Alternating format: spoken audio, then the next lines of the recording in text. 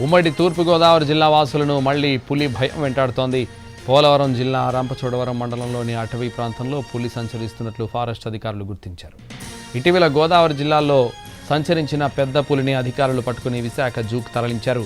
అక్కడ చికిత్స అనంతరం పెద్ద పులిని పాపికొండలు నేషనల్ పార్క్లో వదిలిపెట్టారు. ఇప్పుడు నో కాస్ట్ కాఫ్ సిరప్ తో 60 రూపాయల విలువ గల ఇన్హేలర్ పూర్తిగా ఉచితం. దెబ్బకి దగ్గు జలుబు మాయం. మళ్లీ ఇదే పులి మారేడుమిల్లి అటవీ ప్రాంతాల్లో కనిపించినట్లు సమాచారం. కాకవాడ, దొరగూడెం, సీమగండి, అనెంపల్లి, రామన్నవలస, తర్రూరు, దేవరపల్లి, సున్నంపాడు గ్రామాల ప్రజలు అప్రమత్తంగా ఉండాలని అటవీ శాఖ అధికారులు హెచ్చరించారు. అటవీ ప్రాంతాలకు వెళ్లేటప్పుడు జాగ్రత్తలు పాటించాలని విజ్ఞప్తి చేశారు. అనుమానాస్పద కదలికలు గమనించిన వెంటనే అధికారులకు సమాచారం ఇవ్వాలని సూచించారు.